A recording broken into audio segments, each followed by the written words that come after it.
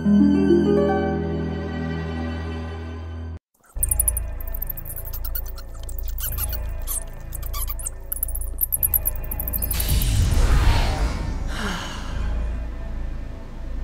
there, I'm Susie, your devilish host for tonight. Yes, I have returned. I don't want to hear any of you giving me any lip about it. Got that? Welcome to my bloody palace.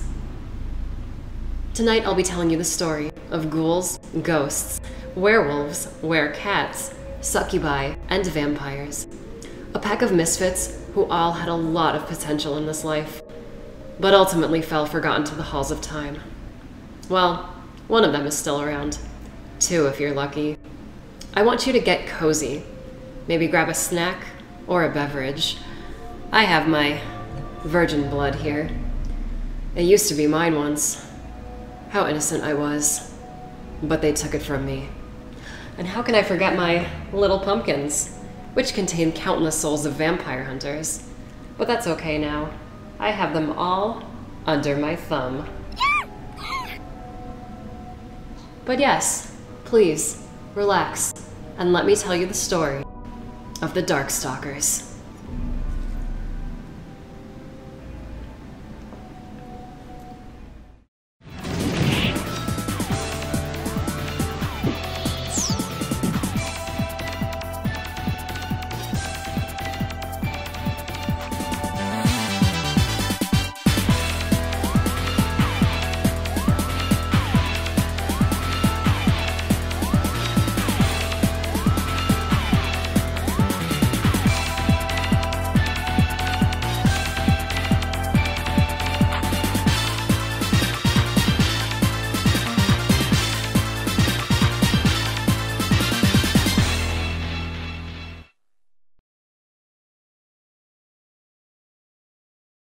Did you know this frequently used guest character actually has a series of her own games, and she's not even the main character in them? Well, back in the early 90s, after the release and smashing worldwide success of Street Fighter II, Capcom wanted to capitalize on their recent hit by trying their hand at making more successful fighting games. Street Fighter II and many of Capcom's early arcade titles ran on their own proprietary hardware known as the CP system, CPS for short. With SF2 having such a huge impact overseas in America, the US branch of Capcom would be responsible for gathering player feedback and sending their data back to the main Japanese branch of Capcom. This data resulted in a variety of re-releases of Street Fighter II following the game's initial release. These updates saw Capcom having to upgrade their very own CPS hardware, giving birth to CPS2. These updates to SF2 were entries like the New Challengers, a title which expanded the roster of playable characters, and the Super Turbo rendition, which included new super combos, turbo speed, and the added characters from New Challengers. While these new versions of SF2 were in development, something very wicked was also brewing at Capcom HQ. So one of the new fighting game ideas was a title centered around classic movie monsters doing battle with one another. This idea initially came from Capcom dev Katsuya Akitomo, and was further fleshed out by fellow staff member Junichi Ono. When this idea was presented to the US branch of Capcom, designer Alex Jimenez would work with the Japanese branch in creating the roster of characters for this new game.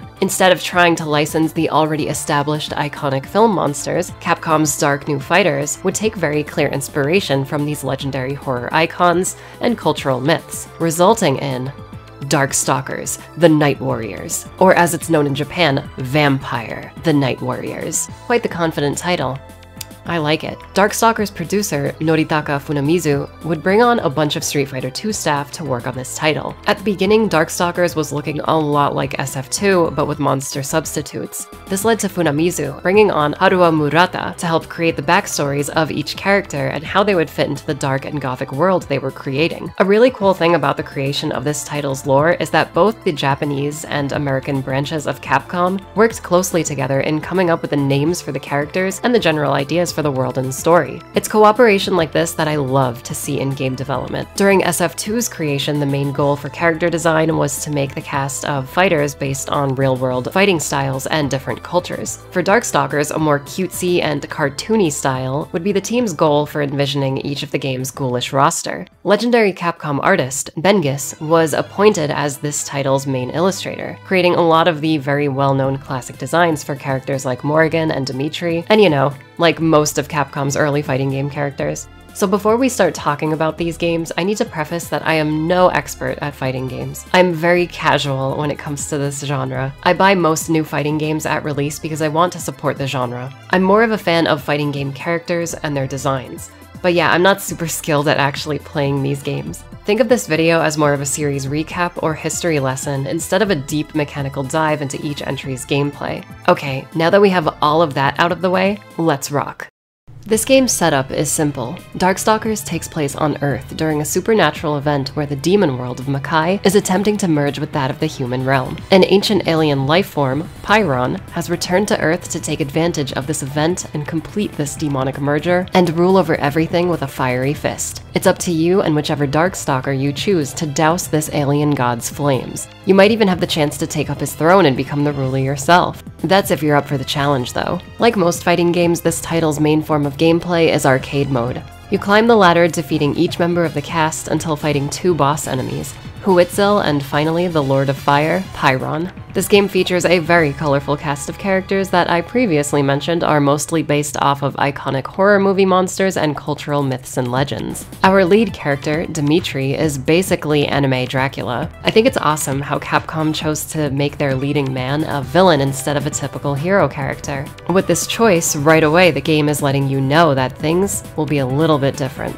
There's Bishamon, the badass ghostly samurai, Felicia, the legendary cat girl that every other cat girl aspires to be like, John Talbane, a werewolf highly trained in martial arts, Lord Raptor, a zombie known as the God of Metal who still produces music from beyond the grave, Sasquatch, a fluffy Bigfoot who has mad hops, Anakaris, an ancient fallen king revived in the modern day who does battle in his mummy form, Rikuo, an anime version of the creature from the Black Lagoon, Victor, a stand-in for Frankenstein's monster who hits people with his posterior. I'm not joking about that, he grabs his enemies with it too. It's an absolute nightmare to behold. And finally, everyone's favorite Darkstalker and the woman who has stood the test of time as a true video game icon, Morrigan Ainsland, the princess of the succubi. I just quickly summarized all of these ghouls, but rest assured, each and every one of them has a rich backstory. Like maybe too much backstory. Don't get me wrong, I love it all, I just wasn't expecting it. Finishing arcade mode gets you your character's ending. My favorites are after Morrigan absorbs the life essence of an ancient alien god, she returns home and acts like nothing happened when questioned about where she's been. It's like the ending of some 80s adventure movie. She even looks at the camera, basically winking at the audience. She's so cheeky, in more ways than one. Or how about Dimitri celebrating his win over Pyron in a dark room all alone, setting quite the somber tone. Oh sorry, actually he's surrounded by a few bad bitches. This game is so much fun. It doesn't take itself too seriously, but it also comes off as incredibly wholesome too, like most early Capcom games tended to do. Like those previously mentioned upgraded versions of SF2, Darkstalkers uses a lot of those innovations in its gameplay formula while also adding completely new things to the fighting game genre. While some of this game's cast might resemble Street Fighter characters and their particular movesets, these ghoulish combatants have a lot of their own gameplay quirks that totally set them apart from their Street Fighter brethren. Characters like Dimitri and Morrigan play somewhat similarly to Ryu, sporting fireballs and uppercut special attacks, but Dimitri can use his uppercut while coming out of his basic teleport dash, and Morrigan's dash is actually a jet-fueled air climb that grants her more height the longer you hold the button. It's little things like this that we'll dive deep into later that make the Darkstalkers cast feel not only amazing to play, but unlike anything in any fighting game at this time. This title also features general fighting game additions and improvements like being able to block, dash, and use projectile attacks in mid-air with certain characters, making the moment-to-moment gameplay a lot more exciting, if not a little broken in comparison to its contemporaries. The base game also has a speed select option where you can crank the game speed up by 3 times. If that wasn't enough, chain combos allow players to quickly create their own combos with special attacks included. Guard canceling also exists with certain special moves allowing players to defend themselves and counter their opponents under extreme pressure. All of these contributions add a lot to the game's breakneck speed, resulting in some truly intense matches.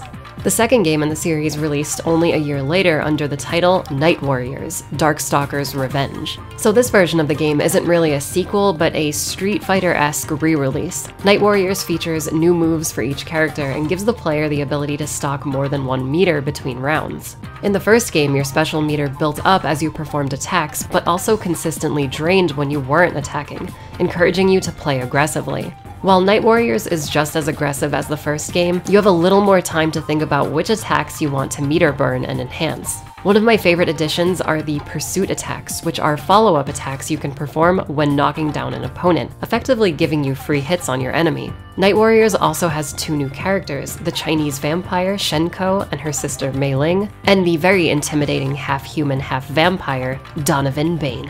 Both of these additional characters are Darkstalker hunters, so their mission is to take down the existing characters. It's pretty cool.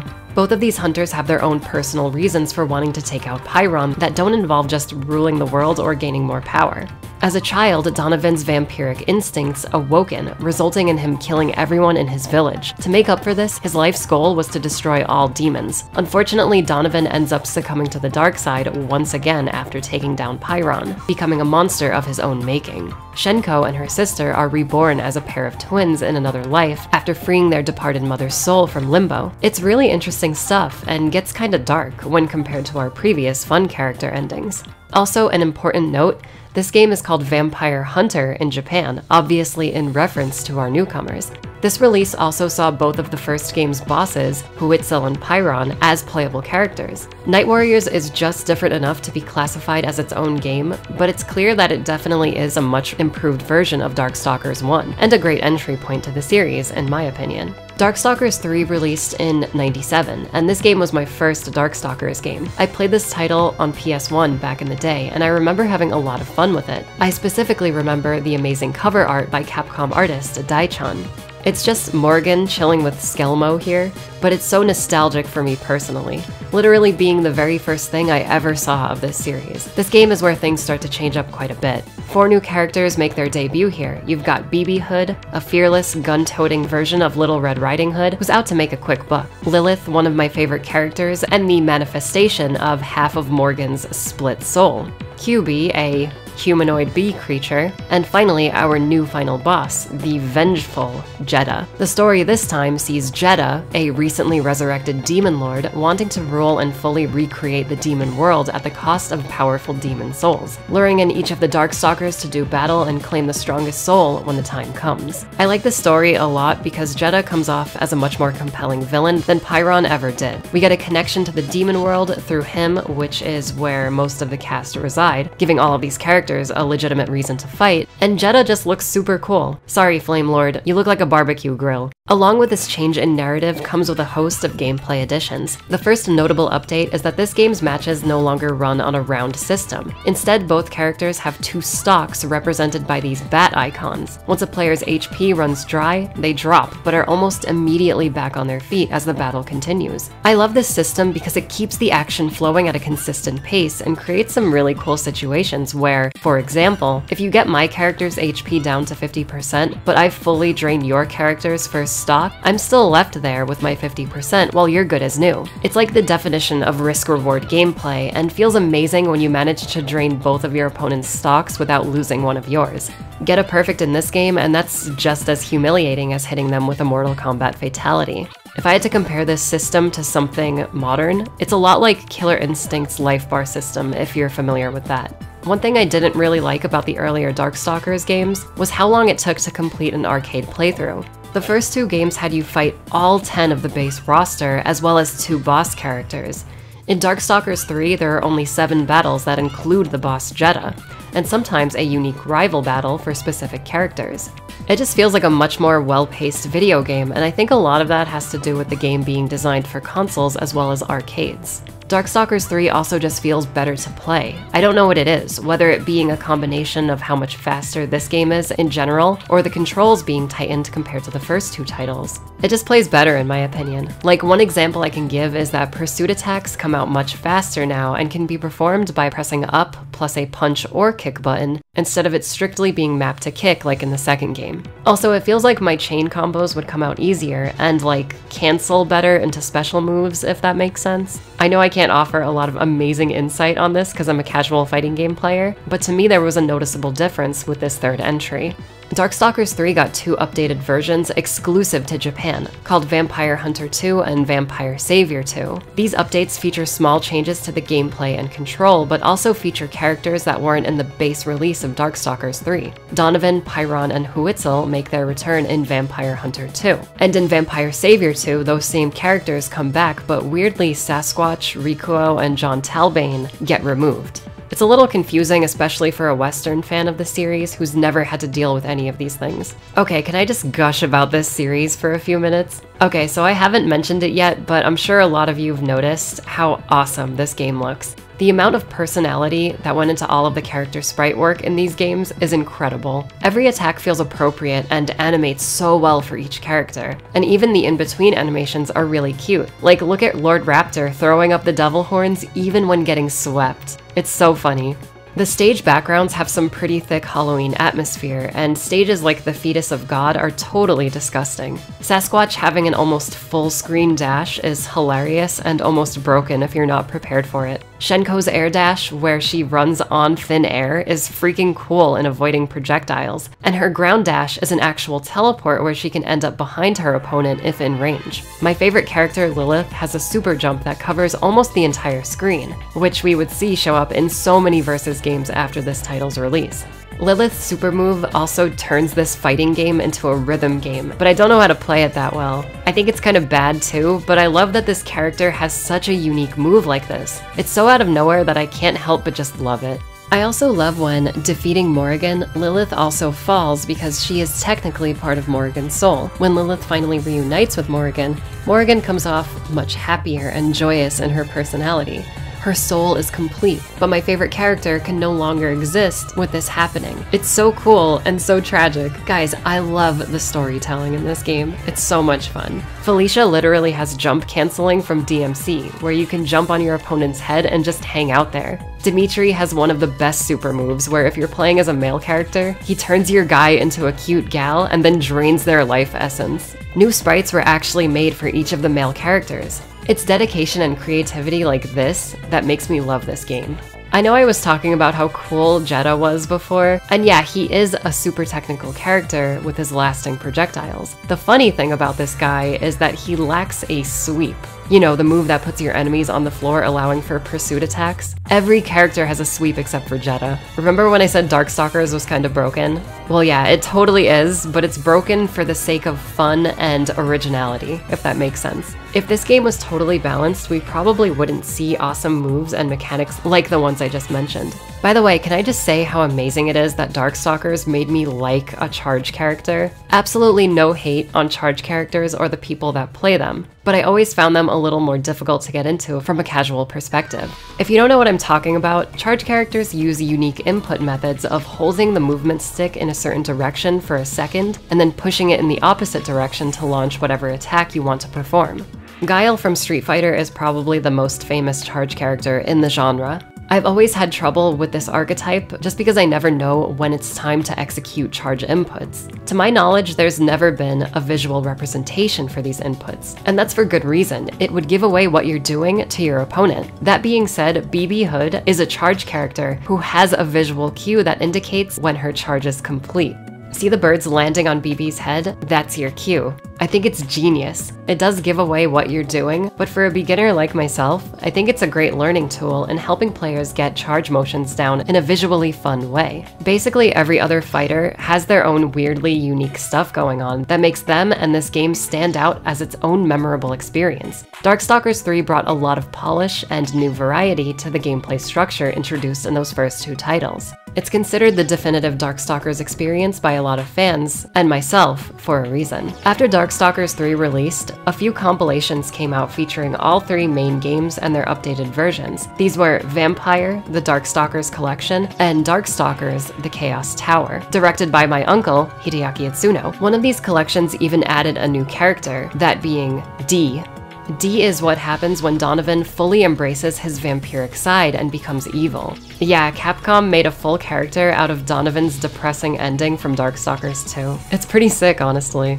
The Darkstalkers series surprisingly fell silent after 3's release, seemingly appearing dead in the water. In 2012, there was hope on the horizon, however. At Comic-Con that year, Capcom showed off a trailer for a new game in the series. This quick cinematic trailer showed off Lord Raptor rising from the grave like the series itself, and rocking out like nothing had changed at all. After this, we see a very menacing-looking Dimitri staring us down. Finally, we get the title hit, Darkstalkers Are Not Dead. As you can imagine, the hype levels were through the roof. In the following year, an HD collection was released featuring the second and third games as Darkstalkers Resurrection. This version of the game is what I've been capturing most of my footage on, and I think it's a pretty good port, but it is lacking in a lot of areas. There are so many different vampire games that released in Japan. This collection only features Night Warriors and 3. It would have been incredible to see an ultimate HD collection for this series that had the entire history available to players. I mean, we don't even get a version of Darkstalkers 3 with all of the characters. It's only the initial release again. Resurrection also flopped big time and was apparently the test to see if gamers were actually interested in seeing this series continue. The game didn't sell, so no Darkstalkers 4. It really sucks. I've often thought about how things might be different if Capcom just made a 4th game instead of staking the entire future of the series on an HD collection. At the time, a lot of modern video game fans most likely never played or even heard of the original Darkstalkers, so why not just make a big Street Fighter 4 style game at that time? I get not wanting to have an even larger potential flop with a modern game having a huge budget and not making its money back, but I feel like it probably would have had a better chance than Resurrection. No matter how much I like that collection and how arcade aesthetic it is, there was no way in hell it was gonna do as good as Capcom wanted. I actually spoke to someone who worked on Resurrection, and even they told me their marketing budget was almost non-existent. It makes sense because I only discovered Resurrection last year while randomly browsing PSN one night. I didn't even know it was a thing back in 2013. The collection was bound to fail, unfortunately. It's a shame because clearly a lot of love went into this thing. The entire cast got awesome new art from artist Artgerm. The upscaling on the sprites was pretty good looking too, and the overall arcade look of the game's graphics strikes all of the nostalgia feels for me personally. So what happens now for this series? Well, I'm not sure if I can say personally. I love fighting games, but I'm not exactly involved with the politics and lifestyle surrounding the scene. While making this video, I thought to reach out to a friend of mine who happens to be quite the fighting game expert, and I wanted to ask them why they think Darkstalkers died off the way it did. Here, let me ring them up real quick.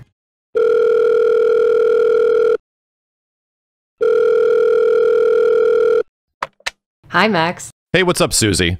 Do you like Darkstalkers? The thing I like the most about Darkstalkers is how unique of a fighting game it is. Not just in terms of gameplay, every character in this game feels genuinely different than the other, but the fact that it's just such a weird game for its time frame. Street Fighter, Mortal Kombat, sure, these games had their own identity, but Darkstalkers was different just because nothing was really like it before. Like an all-horror fighting game from the mid-90s? For it to continue to get 3 other versions of characters that got even wackier and crazier and creepier? It's truly something special. Why do you think it failed then? I personally think Darkstalkers failed because the characters themselves sort of outlived the games that they were in. Darkstalkers fit in the space that it debuted in, which was the arcades. It was a shock value game, a violent, gory horror game made by Capcom when they're mostly known for their slight iterations in the Versus series with X-Men and Street Fighter, but it's funny how the games themselves never received huge fame in terms of sales. They have extremely hardcore bases and competitive audiences that have played them for years and are extremely hardcore, especially with Vampire Savior, the third game. But they end up being largely forgotten because the games themselves never received as much sales acclaim as Capcom, I think, wanted. However, what has stood the test of time with Darkstalkers is its characters, as they make appearances in a huge variety of Capcom games, if not other games. The characters in Darkstalkers are truly what makes the game unique and special, and I think they are absolutely timeless. And with that said, yeah, the Darkstalkers themselves have outlived their own series and live on in a variety of other media. Besides countless game appearances, there was a 4-part anime that came out in '97 that I think is pretty good for what it is. It follows Morrigan and Dimitri primarily, while their noble kingdoms fight over the demon realm. Other characters do show up, but they're more on the side. There was another animated series that we got here in the West that is, well... Klaus, you certainly pulled our fur out of the fire. Yes, it's lucky that Klaus is part of our team.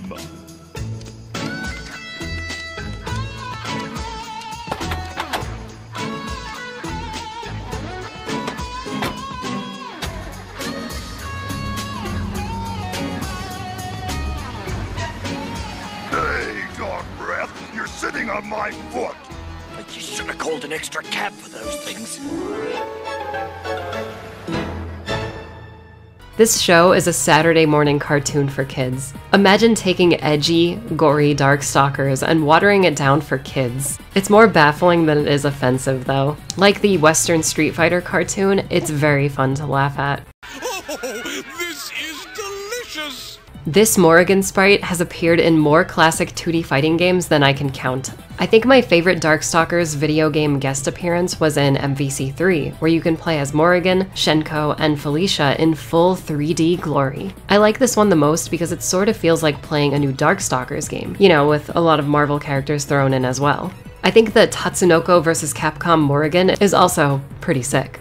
In SNK vs. Capcom, Dimitri's Midnight Bliss move was usable on other SNK and Capcom characters, and this is where girl Terry Bogard came from, believe it or not. The most recent crossovers came in SF5, where we got really detailed Darkstalkers Halloween costumes for a lot of the characters. It's just another one of those look at what we could have had moments for this series. Very cool, but also kind of depressing.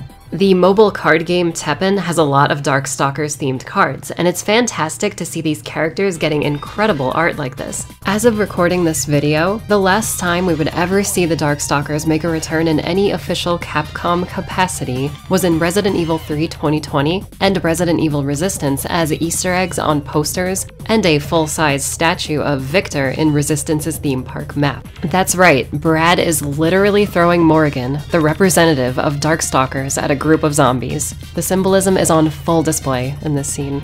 There are so many people that love this series in game development, but it's so unfortunate that we'll most likely never see a 4th entry to this series. Like Max said, these characters are larger than their actual franchise, which I think is really sad, but also adds to the mystique of this once-forgotten fighting game franchise. Man, I love Darkstalkers. While making this video, I came to the realization that Darkstalkers 3 is now one of my favorite fighting games. The entire point of this video is to make a fun little Halloween special and revisit a game I had vague memories about from my childhood.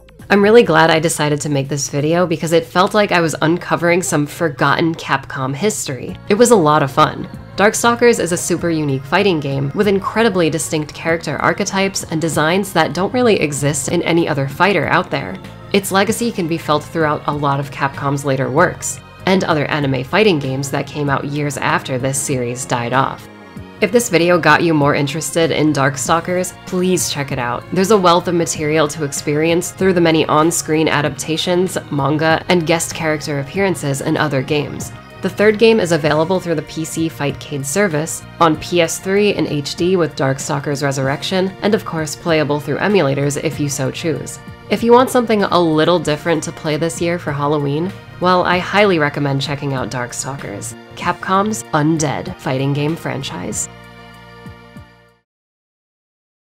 Hey everyone, I hope you enjoyed this video and got a kick out of that fun intro. I had a lot of fun making it. Before we wrap up today, I just wanted to let you guys know that Ironside Computers, the company that built my legendary Stars Office machine, has a giveaway going on right now. Their super powerful Empyrean Academy PCs are being given away, and these builds feature an AMD Ryzen 7 3700X processor, 16 gigs of RAM, and an RTX 2060 video card. I'll leave a link to the giveaway down in the description. Please check this out, you're not gonna want to miss it. Aside from the wonderful Ironside Computers sponsoring this video, I also wanted to shout out my pal Max for collabing with me today. You guys know I had to go all out for my first fighting game video. My great friend Jessica Luna, aka Eat Slugs, contributed an amazing piece of art for this video's intro. Itlo returns with a brand new Lilith Susie avatar for today's thumbnail. The thumbnail base art was done by Sheila Amajida, who has an amazing portfolio of art. Her Morrigan is fantastic, and I believe she's open for commissions now, so please check her out as well. And I think that's everyone that helped contribute to this wicked video. On my end, I have a Patreon where I offer exclusive video content that you can enjoy for just $1 to $5 per month. Please check it out if you're interested in supporting me and my work directly. Okay guys, it was fun, but I gotta go. I hope you all have a wonderful day and a happy Halloween. Later.